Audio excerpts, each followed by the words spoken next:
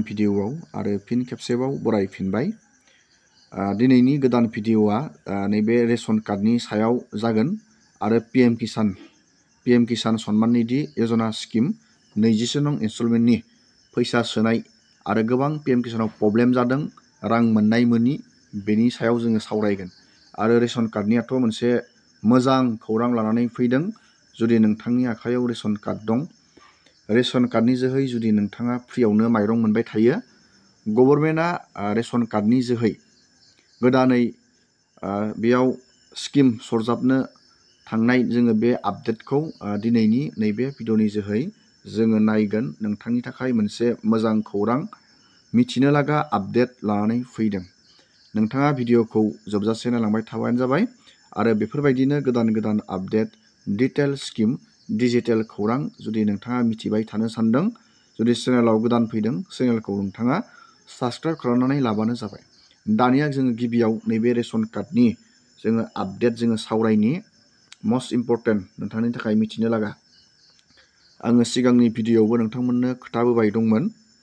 आसाम गभर्नमेन्टआ मोनसे आपडेट फोसावदोंमोन। रेशन कार्डनि जोहै आसाम गभर्नमेन्टआ दालि, सिनि, संख्रि बे मोनथाम आइटेमखौ रेशन कार्डआव एड खालामनो होननानै गोबां बार गभर्नमेन्टआ बुंबोदों आरो डेटखौबो अलरेडि एनाउन्स खालामखाबायमोन। नभेम्बरनि 1आव होगोन होननानै बुंदोंमोन आसाम गभर्नमेन्टआ। नाथाय नभेम्बर 1आ थांबाय, गोबाङानो बे नभेम्बराव नैबे नभेम्बरनि 1आव माइरंजों लोगोसे नैबे दालि, सिनि, संख्रि बे आइटेमफोरखौ मोनफानो हायासै। नाथाय आसाम गभर्नमेन्टआ गोदानै बेयाव डेट एनाउन्स खालामफिनदों।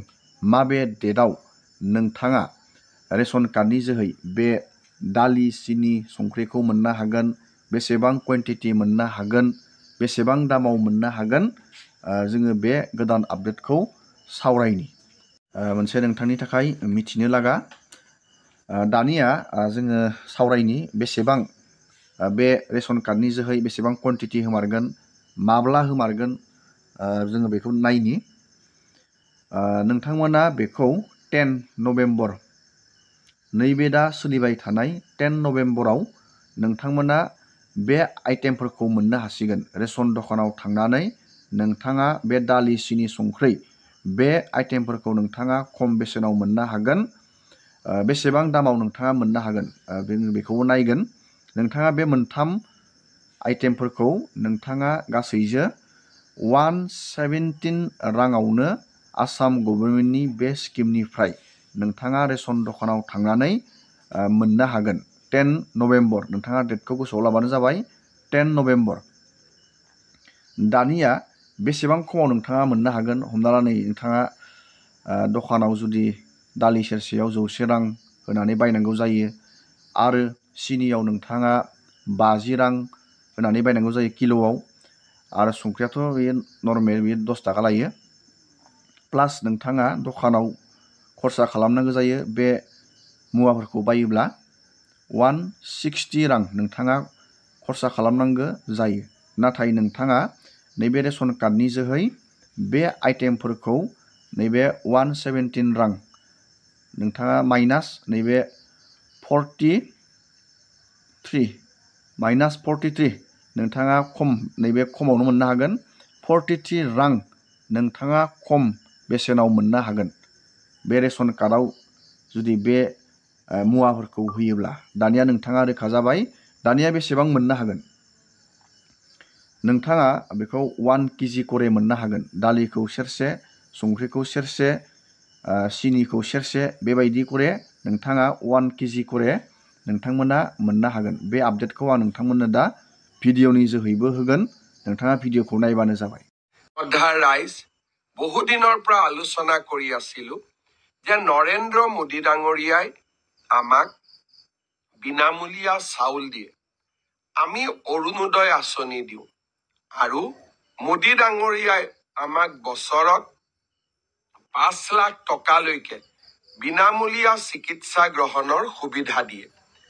ইয়াৰ লগতে মই ঘোষণা কৰিছিলো যে সুলভ মূল্যত আমি অসমৰ ৰাইজক দালি, নিমখ আৰু চেনিও ৰেচন কাৰ্ডৰ জৰিয়তে আগবঢ়াম। বৰ্তমান এই তিনিওটা সামগ্ৰী দালি 1 কেজি, নিমখ 1 কেজি, চেনি 1 কেজি অহা 10 তাৰিখৰ পৰা আমি সৰ্বমুঠ 117 টকাত ৰাইজৰ বাবে আগবঢ়াই দিম। কিন্তু 1 জানুৱাৰীৰ পৰা মাত্ৰ 100 টকাতে আমি ৰাইজক 1 কেজি চেনি, 1 কেজি দালি আৰু 1 কেজি নিমখ আমি আগবঢ়াম। এই সুন্দৰ আঁচনিটো অহা 10 নৱেম্বৰ তাৰিখে আমি আৰম্ভ কৰিম।